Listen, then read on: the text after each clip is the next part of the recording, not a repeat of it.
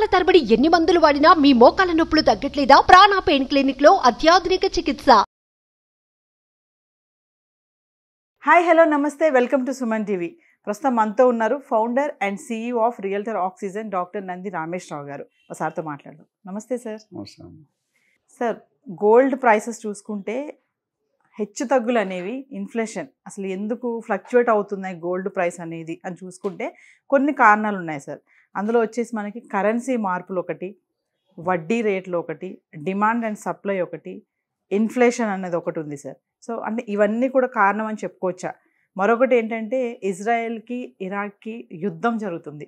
So అంటే ఇవన్నీ ద్వారానే మనకి గోల్డ్ ప్రైస్ అనేది ఫ్లక్చువేట్ అవుతుందా అంటే ఏం చెప్తారు సార్? అసలు గోల్డ్ గురించి ఈ క్వశ్చన్కి నీకు ఆన్సర్ చేసే ముందు గోల్డ్కి తాలూకా ప్రాముఖ్యత ఏంటి చూడు.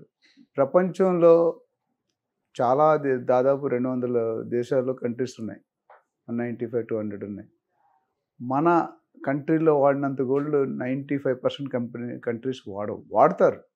బట్ మన ట్రెడిషన్, ఇప్పుడు ఏ ఫంక్షన్ జరిగినా, పెళ్ళి జరిగినా they will come with gold ornaments. కొంతమంది అయితే బిస్కెట్లు 24 క్యారెట్ కొని పెట్టుకుంటారు, కొంతమంది ఆర్నమెంట్స్ వేసుకుంటారు. అండ్ మీరు పూర్వకాలం చూసుకుంటే అంటే ఒక 30, 40, 50 years మన గ్రాండ్ ఫాదర్ టైంలో చూసుకుంటే బంగారంతో ఆడుకునేవాళ్ళంట. మా నాయనమ్మ చెప్పేది ఒక తులం 5 రూపాయలు 3 రూపాయలు ఉండేదండి. తులం అంటే 10 గ్రాములు. రాళ్ళు ఆట ఉంటాయి, 5 stones, అది ఆడుకునేవారంట గోల్డ్ కాయిన్స్తో. సో ఎందుకు చెప్తానంటే గోల్డ్కి ఎప్పుడు కూడా ఎవర్ గ్రీన్ డిమాండ్. ఒకటి రియల్ ఎస్టేట్ అనేది వేరు, కప్పడా అనేది వేరు, రోటీ అనేది వేరు. గోల్డ్ కూడా ఎస్పెషల్లీ లేడీస్, జెంట్స్ కూడా వాడుతున్నారు. లేడీస్కి ఒక ఉన్న దాంట్లో నేను చెప్తాను, ఎవరికైనా లేడీస్గా ఉంటే బంగారం బట్టన్ అంటే వాళ్ళు చాలా దే ఫీల్ హ్యాపీ. సో ఈ గోల్డ్ అనేది కానీ చూసుకుంటే 1993లో నాకు గుర్తుంది 5,000 ఉండేది 10 grams. అది 2011-12లో 28,000 అయింది 10 grams. ఒక 2 months సార్, 1.5 month బ్యాక్ వరకు మనం 56-57లో చూసాం. గత 1 monthలో 10,000 పెరిగింది. గత 15 రోజులు 20 రోజుల్లో ఇంకొక 10,000 పెరిగిపోయింది. సో నాకు తెలిసి 24 క్యారెట్ 72,000 73,000కి వెళ్ళిపోయింది, 74 రేంజ్లో. 22 క్యారెట్ 64, 65, 66లో డిపెండింగ్ ఆన్ హైదరాబాద్ ఇది. సో దీనికి కారణం మీరు అన్నట్టు ఒక కారణం ఉండదండి. This is maintained by group of people. ఆ గ్రూప్ మీకు నాకు ఎవరో తెలియదు. నేను అంతకుముందు చెప్పాను, ప్రతి సెగ్మెంట్ కూడా, ఇండస్ట్రీ సెగ్మెంట్ కానీ, కామర్స్ ఇండస్ట్రీ అన్నీ కూడా they will be a group of people. So inflation ఏ విధంగా పడుతుంది అంటే, ఇన్ఫ్లేషన్ బట్టే మన బయింగ్ కెపాసిటీ. ఇప్పుడు GDP ఎలా డిసైడ్ అవుతుంది? ఇండియాలో 5%, 6%, 7% అంటే డిఫరెన్స్. శాలరీ ఇంక్రీజ్ చేస్తారు. ఎందుకు ఇంక్రీజ్ చేస్తారు? ఇన్ఫ్లేషన్ పెరిగినప్పుడు ఎంప్లాయీస్ తట్టుకొని దాన్ని సాటిస్ఫై చేసుకోవాలి, అంటే కొనుక్కోగలగాలి, లేకపోతే they will stop coming to the office. అట్లా గవర్నమెంట్ TA పెరుగుతూ ఉంటుంది every year, twice or thrice. ఈ ఇన్ఫ్లేషన్ అనేది కూడా it all depends upon how we are trading. అంటే మన ప్రైసింగ్ ఎలా అమ్ముతున్నాం. ఇప్పుడు ఒకసారి ఉల్లిపాయల వల్ల గవర్నమెంట్ ఓడిపోయింది మీకు తెలిస్తే. ఆనియన్ రేట్లు పెంచే 100 రూపాయలు అయిపోతే government follow. So this any single item can collapse, you can make you, రెండు చేయొచ్చు.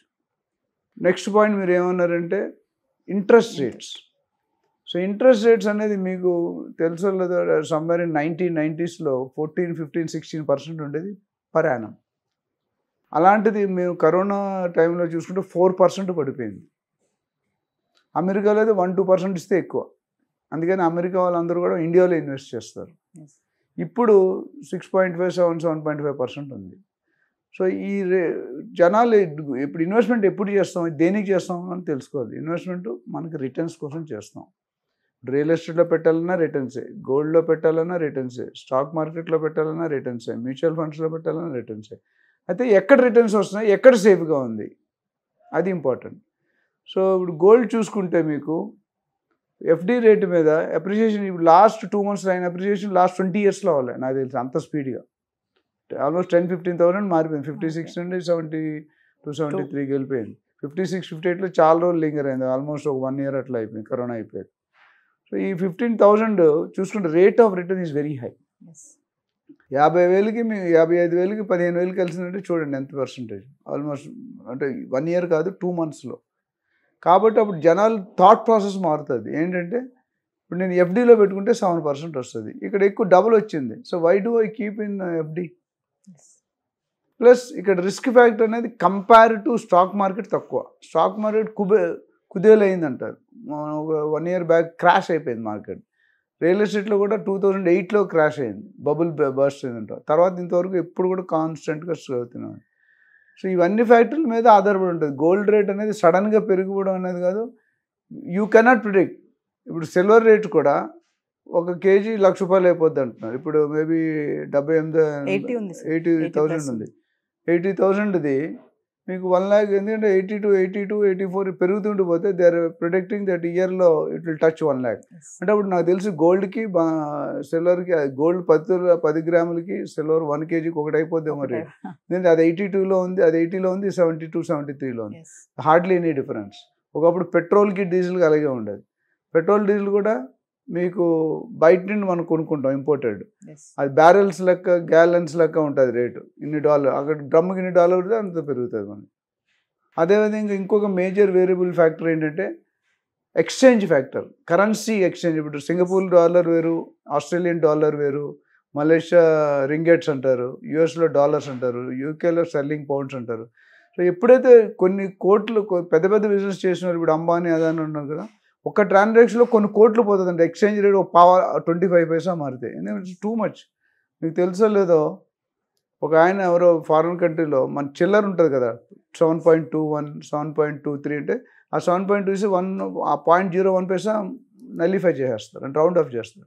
అలాంటి ఆ డెసిమల్స్ కలెక్ట్ చేస్తూ కొన్ని కోట్లు సంపాదించాడంట బ్యాంకులో. So the exchange rate is going to be very tough. మన ఇంపోర్ట్ ఎక్స్పోర్ట్లు ఇది వాడదాం. మనం ఇంపోర్ట్ చేసినప్పుడు ఆ ఎక్స్చేంజ్ మనం ఏంచి ఇండియన్ కరెన్సీలో పే చేస్తాం, వాళ్ళ నుంచి ఫారిన్ కరెన్సీలో కన్వర్ట్ చేసుకుంటారు. So there are banks involved. So దీనివల్ల ఇలా చెప్పుకుంటూ పోతే చాలా ఫ్యాక్టర్లు ఉంటాయి. ఇప్పుడు మనం 3-4 ఫ్యాక్టర్లు చెప్పుకున్నాం. ఇవన్నీ ఫ్యాక్టర్లు అయితే ఇది ఎంతకాలం రీటైన్ అవుతుందని కూడా మీరు చెప్పలేరు, నేను చెప్పలేను. But gold rate increasing is a positive sign. ఎందుకంటే రూపీ వాల్యూ తగ్గిపోతుంది అప్పుడు ఎక్స్చేంజ్ దాంట్లో. సో ఈ పెరగడం మంచి, ఎంతవరకు పెరుగుతుంది, ఎక్కడ స్టేబుల్ అవుతుంది. ఇప్పుడు రియల్ ఎస్టేట్ చూసుకుంటే ఆర్టిఫిషియల్ జంప్ అని అనుకున్నాం ప్రైసెస్.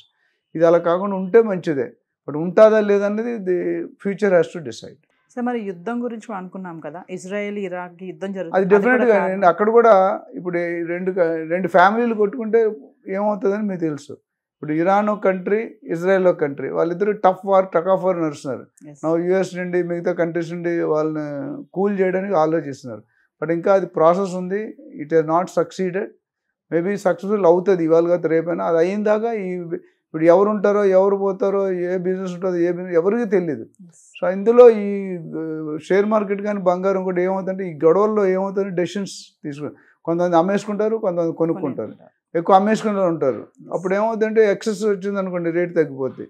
లేదా అసలు అమ్మట్లేదు, కొనుక్కుంటూనే ఉన్నారు, దెన్ రేట్ ఎప్పుడు పెరిగిపోతుంది. It depends upon the supply and demand gap. ఆ గ్యాప్ అనేది ఎక్కువ ఉన్నప్పుడు, తక్కువ ఉన్నప్పుడు ఆ బిహేవియర్ మారిపోతుంది. కన్జ్యూమర్ బిహేవియర్ బట్టి డిమాండ్ ఉందనుకోండి, మీకు మంచి పెద్ద డిమాండ్ ఉందనుకోండి, మీ దగ్గర లేదు. ఇప్పుడు పెట్రోల్ పంపులు రేపు స్ట్రైక్ అంటే ఇవాళ కార్లన్నీ లైన్ కట్టేస్తాయి. సో ఆ డిమాండ్ తగ్గుతుంది, సప్లై ఆగిపోతుందంటే డిమాండ్ ఆటోమేటిక్గా రేటు పెరిగిపోతుంది. ఎక్కువ మోసాలు జరుగుతాయి. పెట్రోల్ బంక్ బందుల టైంలో ఏం చేస్తారంటే 1 లీటర్ వేయకుండా 900 ml వేస్తారు. అదే 1 లీటర్కి 50 ml తీసి బికమ్స్ ఏ కరోడ్పతి. సో దీని మీద మరిన్ని డీటెయిల్స్ ఏమైనా కావాలనుకుంటే they can always contact the number which is being scrolled on the screen. Will definitely clear them. So final question చెప్పండి సార్, ఇప్పుడు గోల్డ్ది 1 lakh కూడా 1,00,000 కూడా దాటేస్తుందని చెప్పేసి ఒక టాక్ అయితే వినిపిస్తుంది. మరి ఇలాగే ఉంటే గనక 1,00,000 దాటేస్తుంది అంటారా?